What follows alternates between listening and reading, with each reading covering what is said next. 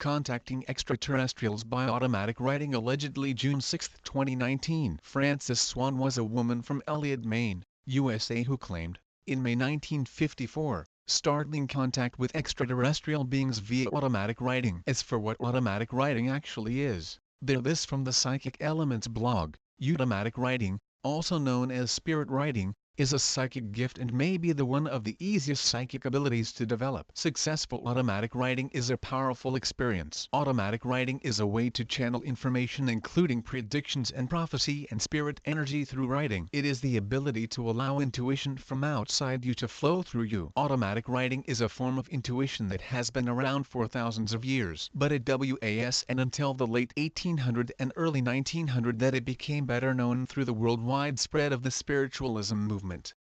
UFO researcher Grant Cameron says, R.S. Swan began receiving messages in April 1954 from a group of aliens who claimed they were orbiting the Earth in two large satellites. The two main aliens in the group were AFFA, who commanded ship M4, and Ponner, who commanded ship L11. These aliens told Mrs. Swan that they had a base on the moon, and that they were here to warn against many earthly pursuits such as the development of atomic weapons. These messages continued for decades, and drew the interest of the FBI, Navy intelligence, and the CIA.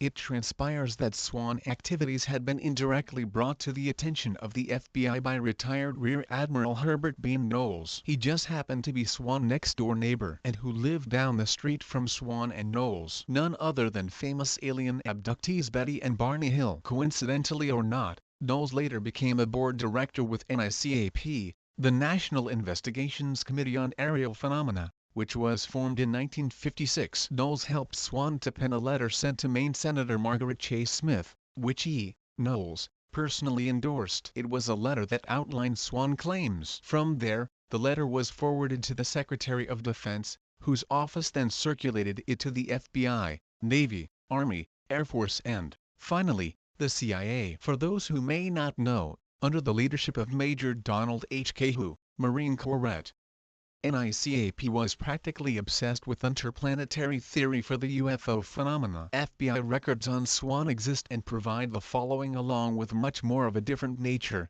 which I'll relate in a later article. Mrs. Swan stated that there were two spaceships from which she had been receiving messages. They were described as 150 miles wide, 200 miles in length, and 100 miles in depth. These ships are designated as Meter-4 and L11, and they also contain mother ships which measure approximately 150 to 200 feet in length. Here were approximately 5,000 of these mother ships. Alpha is the manager of the commander of the ship Meter-4, which is from the planet Uranus, and Honor is the manager or the commander of the ship L11, which is from the planet Hayden. The FBI continued. His contacts with FFA and Honor were for the purpose of protecting our own Earth from destruction caused by the explosion of the atomic bomb, hydrogen bomb, and wars of various kinds which they, FFA and Honor, say disrupt the magnetic field of force which surrounds the Earth. Alpha and Honor are presently working the area of the Pacific Ocean repairing alt lines which are in danger of breaking.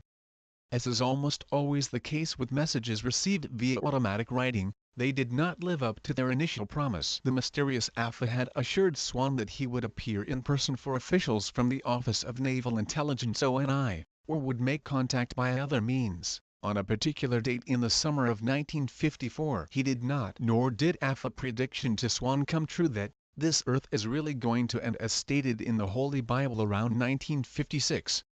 All attempts by ONI personnel to contact Alpha via telepathy, in the company of Swan, also failed. According to a classified report prepared by Project Blue Book Major Robert Friend, a secret meeting was held on July 9, 1959 at a CIA office in Washington under the direction of Arthur Lundahl of the CIA National Photographic Interpretation Center. Present at the meeting was a representative of the Office of Naval Intelligence, and 7 CIA officers. 3 days prior to the July 9 meeting, a naval intelligence officer, one Commander Larson, discussed with Lundahl the failed Frances Swan naval intelligence contact experiment of the summer of 1954. Larson was encouraged to repeat the experiment, which involved him moving into a trance. Friend later told writer and filmmaker Robert Emenegger. This time it was said to have been successful. a flying saucer suddenly appeared on the scene. Documentation on this later incident referred to the sighting of an aerial craft described as being on with the perimeter brighter than the center.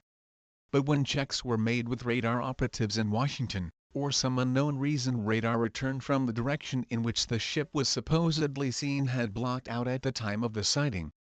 The report also noted that, Navy indicates that through these contacts Mrs. Swan has been able to answer technical questions beyond the level of her education or background. While the Navy clearly did not rule out all that had gone down, I should stress that, in relation to Frances Swan claims, the Navy could certainly have put things in a far less condescending and insulting fashion when it came to the matter of her level of her education or background.